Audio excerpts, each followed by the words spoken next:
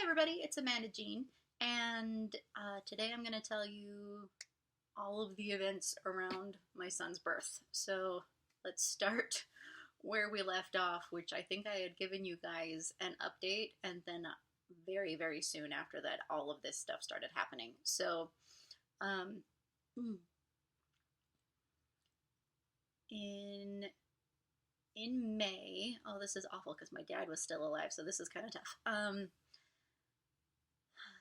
Um, in May, I went in for a routine, um, I want to say routine checkup, but that's not what it is. But you go to a doctor's appointment because you're pregnant, and they go and they check on you and the baby. I went for just a routine one of those, and this was after I had met with um, one of the nurse practitioners who said, you just have the worst, like all of the worst parts of pregnancy. And in my head, I was like, except for gestational diabetes. Yeah. Um, so, so I was really big. I was really big. And a lot of it was that I had a lot of fluid, a lot of amniotic fluid in my tummy, or in, you know what I mean. And my my baby was measuring a little big, and I had known this for a while. This was just what it was, you know. And everyone was like, "It's a good thing we're doing a scheduled C-section because who knows how big this baby's gonna get when it's time to push him out." So I go to this doctor's appointment, and my doctor is doing the ultrasound, and she's getting a little concerned. She's like, "You know what? I'm gonna schedule you for a more in-depth ultrasound appointment just to do a growth check, see what's going on with the baby." And I was like, okay. And my husband was working at the time, so my mom and my dad drove me to the appointment and sat in the appointment with me while they did the ultrasound. And my right side was hurting really, really bad. And during the ultrasound, they like swiped the wand over that side and it hurt, and they were like, "Oh, that's why it hurts, is because you've got a very large pocket of fluid just in this area." And I was like, "Great." And and they measured the baby, and they, all of the things, and then they left, and then the ultrasound doctor came in, and he said that there was a problem, that there's too much amniotic fluid, and that it's likely that the baby has a birth defect, because that's what happens when there's too much water.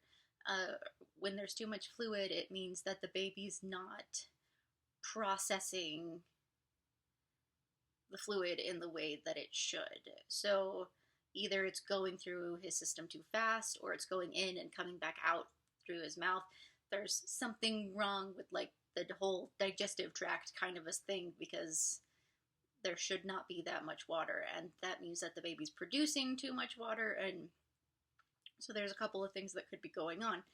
And I'm so grateful that my parents were there for that, because another thing he said is like, or something could be gestational diabetes, but you went to your check and you tested negative for diabetes, right? And I said, yeah. And then my mom or my dad, they piped up and said, yeah, but her mother would always get diabetes later on in the pregnancy. Because my mom did. I don't remember for how many kids, but definitely for me, my little sister, my older sister, us last three for sure. She had gestational diabetes at the tail end of her pregnancy. So she'd test for it earlier in the pregnancy, when you always do, and would pass, and then she would be really, really sick for the last end of her pregnancy. And she always just thought, oh, it's just the end of the pregnancy sickness. And then when she was pregnant with my little sister, things had advanced enough that the doctor was like, let's test you for diabetes. So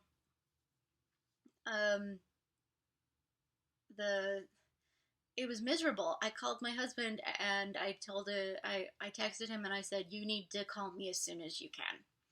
And he So, and he's a teacher, so he had to like leave his classroom and call me in the hallway.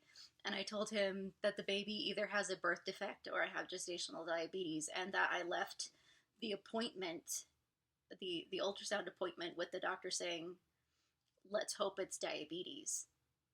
Like that was our best hope. And and that was an awful conversation to have with my husband on the phone. But that was our conversation. And then we walked me over to the, oh my gosh, I can't think of the place where you get your blood drawn, and did a glucose test immediately. We did it immediately, and um,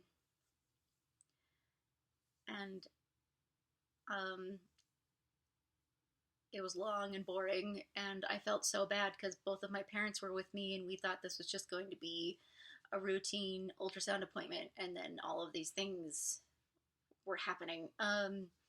So we did the glucose test, and then my dad was like, as long as we're out this far to the hospital, let's go get something to eat. And he took us to this mom and pop's place that I have to go and visit now that I'm not pregnant anymore, but I just haven't had the money. But now I'm going to love it forever. Because it was a place that my dad introduced me to. They have good sandwiches. But I bring this up because it was a really, really good sandwich.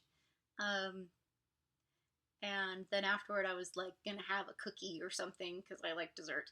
And I was in the middle of eating this sandwich when I get a phone call from the doctor saying you have gestational diabetes. And it's a difficult moment because on the one hand, I'm like, oh, good, that means there's no birth defects. We're gonna be okay. But then I have gestational diabetes, and that really, really sucks. And immediately we have to start putting a bunch of things in motion because it's the end of the pregnancy and I have diabetes. So I'm scheduled for like in 2 days to go to a diabetes class. And I've got a bunch of doctors calling me like every half hour for, we need to have an appointment for this, we need to have an appointment for that. And I'm just getting so many phone calls in like a 12-hour period, and I was just stressed to the max. And because I was either getting test results or, oh, pause for baby. He's awake, but he's in a swing, so I'm kind of gonna be watching him. I've been watching him the whole time, but anyway, so all these phone calls from these doctors, it was really, really stressful. So then that weekend, I go to the gestational diabetes class where they basically tell you how to eat. And I went with my mom and my little sister. They went with me to support me, which was really, really nice. And it was, and for the next week or so, I was, oh, and Ben's mom and aunt were like, what can we do to help you? We were like, I don't know, buy us groceries, because we had just gone grocery shopping and bought all of these things that were not diabetes friendly. And so they bought us a bunch of, you know, like vegetables and meat and things that people with diabetes can have. And I got one of those things that you stick in your arm to monitor glucose because I hated pricking my fingers. It really hurts, obviously, but also it's really hard because you're like trying to squeeze blood out of your finger to get it to be tested in the thing. And no one tells you how ridiculously hard that is, because the needles that they give you for this purpose, they don't poke really big holes. And so it's really, really hard to get the blood out. It's having diabetes is no fun, and I really have a lot of sympathy for the people who really do have to prick their fingers every day. It's no fun. I was really, really blessed that I was able to get the arm thing. I still had to check it every day, but I wasn't pricking my finger. I had an app that I could read whatever reading it had last done for where my glucose was at. That's a really miraculous product, and I'm really grateful that I had it. Anyway, then we were struggling to get my, oh no, I can't think of what it's called. The shot that you give yourself when you are diabetic. I can't think of what it's called right now.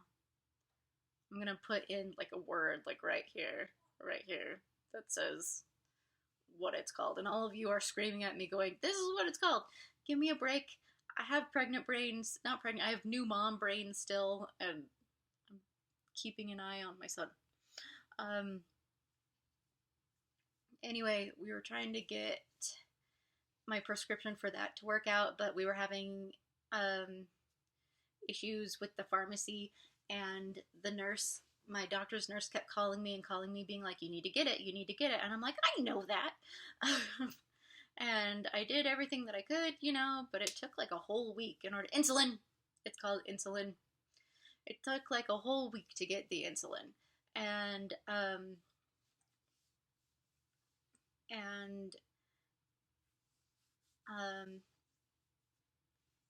actually, my husband gave me the insulin shot once, and the next day I went to the hospital and had my baby.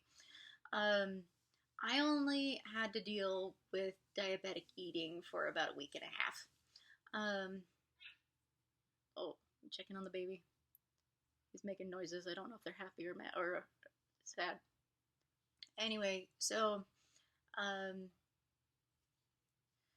that's the whirlwind of what happened. And then on a Tuesday, I was concerned because I hadn't felt the baby kicking for a while, and I asked my mom if she would take me to the hospital, because when you have issues like that, you're just supposed to go straight to labor and delivery.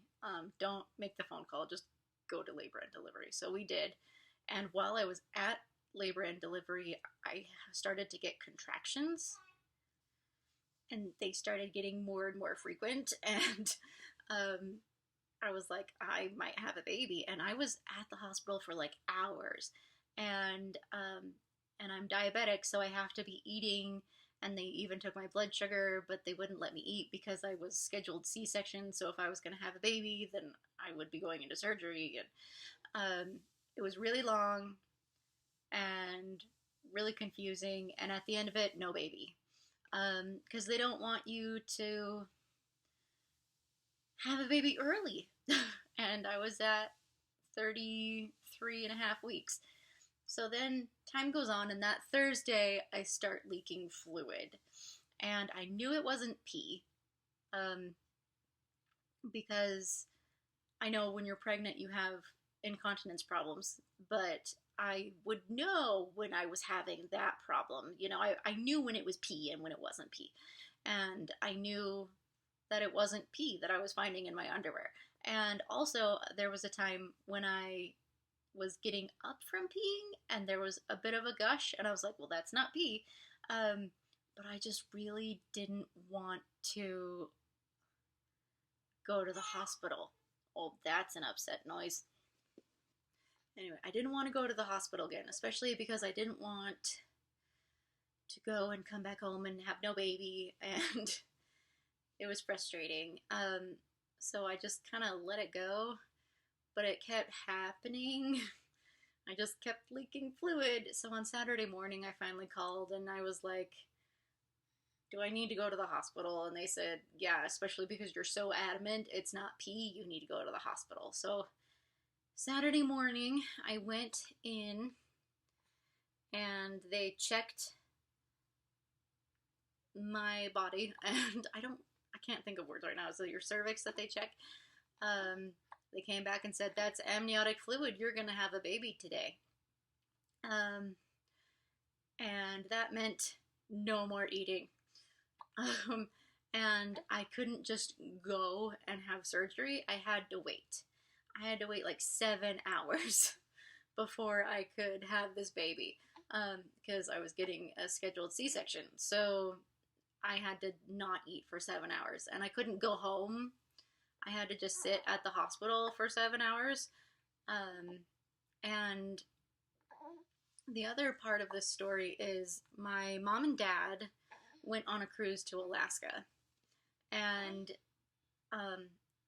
they left that morning. And the night before, I had called my mom, and I called her to get the exact dates of when they were leaving and when they were coming back from Alaska. And I told her, I think I'm gonna have a baby before you get home. I don't think he's gonna stay in. I don't think that's gonna happen. So then, of course, the morning that they left for Alaska is the morning that we went in and they said, you're gonna have a baby today. So at about 7 o'clock, 8:30-ish, my baby was born at 34 weeks. And they whisked him off to the NICU. And that's a hard thing. Which we'll get to in a second. The actual birth part, it was a C-section, so they gave me they didn't do an epidural because it wasn't an ongoing thing like labor is, so they just gave me one injection of like all of the numbing that I would need. And I was talking and laughing with the staff, and I was really worried about the shot, but it turned out that it all went fine. And I was so focused on having my posture right for getting the shot that I wasn't paying attention to when it went in, which is good. One thing that happened when they were, bless you, I'm holding him now. One thing that happened was when they were trying to put an IV in, the first nurse just mangled my vein up, and I got bruised really, really bad. It was really gross. So another nurse had to come in and put an IV in. I do not have good luck with IVs, apparently.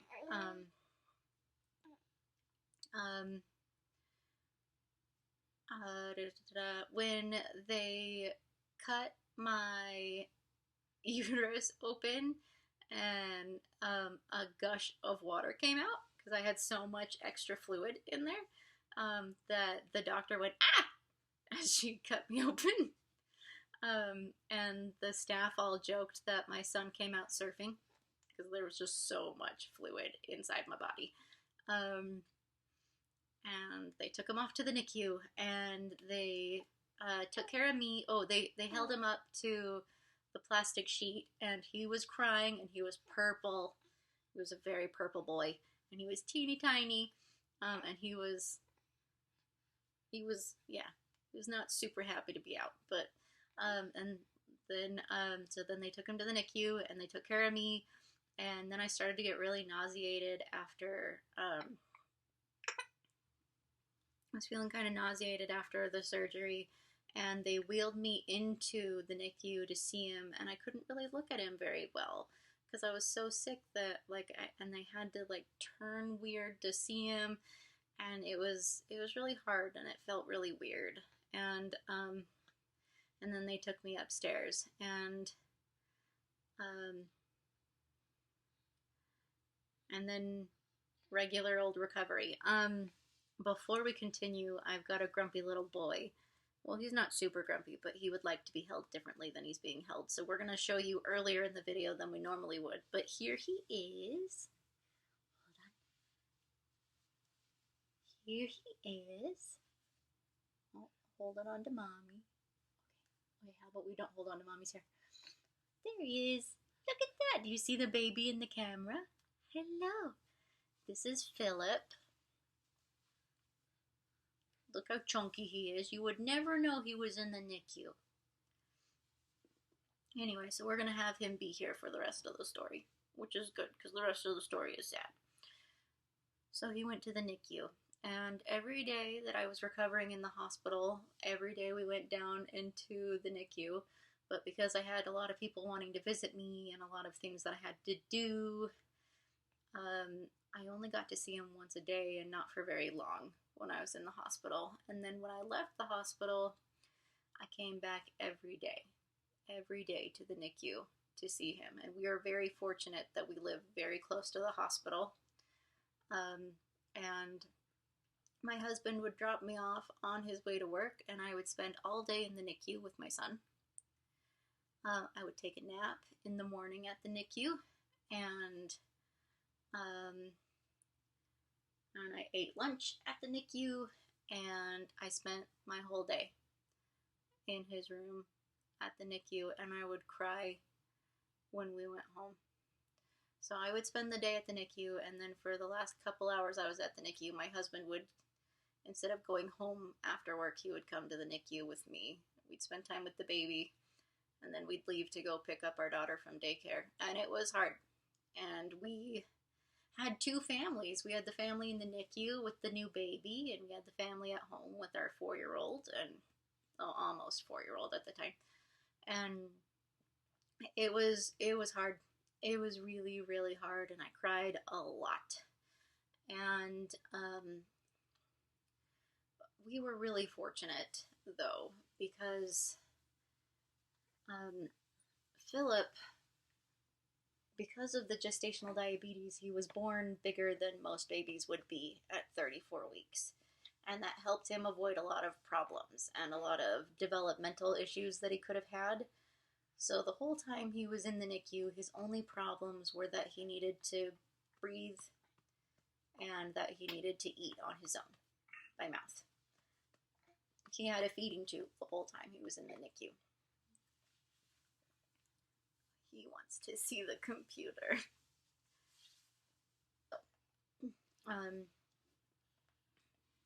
So that was it. But it was still really hard. And I know, I feel really bad because we were incredibly blessed. Here, I want to hold him lower, so we'll just do that. We were incredibly blessed that our only issues were that he needed to learn to breathe and eat on his own. Because they can come home on oxygen, which he did. Yeah. So, bless you. So, we were just waiting for him to learn how to eat.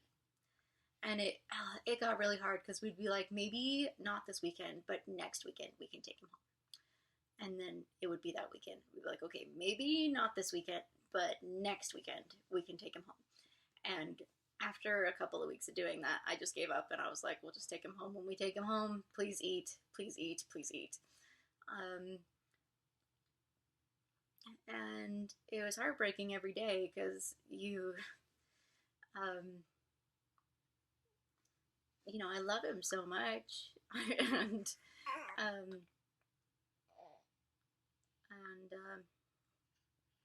it was a hard thing to leave your baby.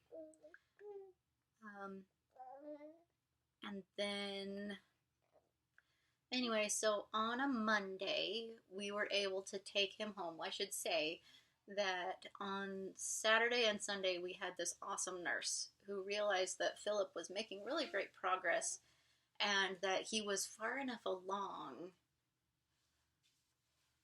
that he should be able to do a different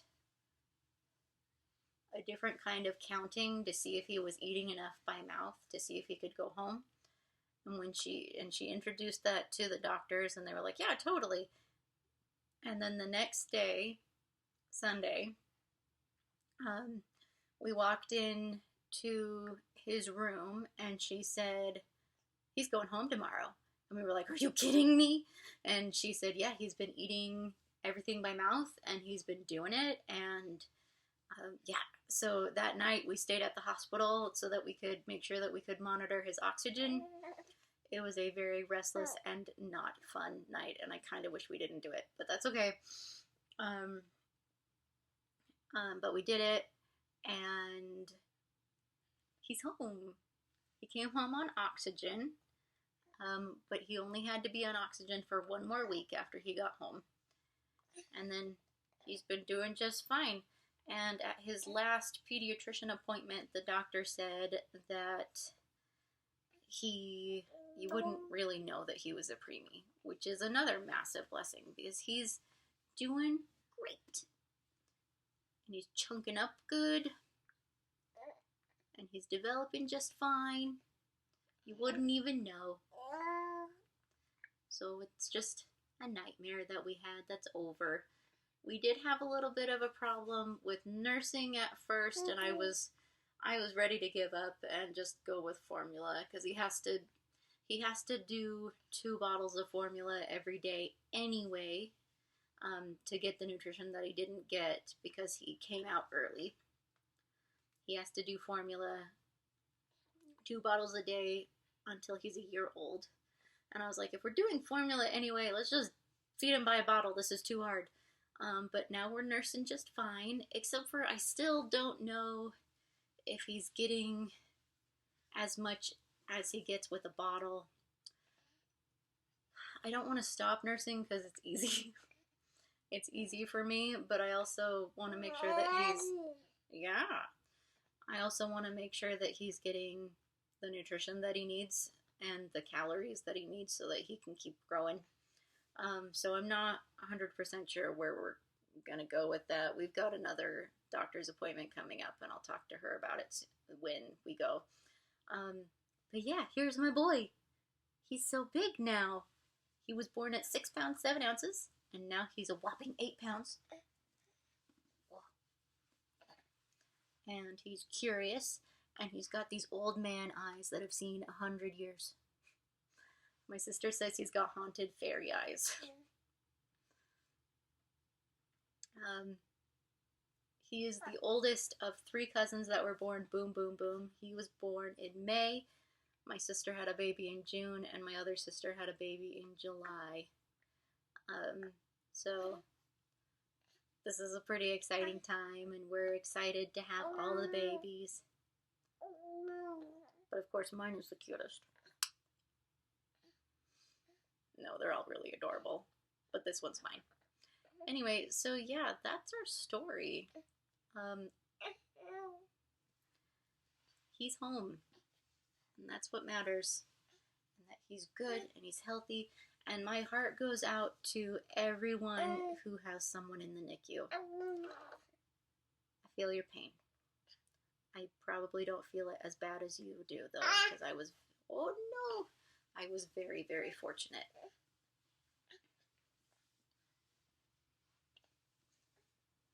But I promise you, it does end eventually.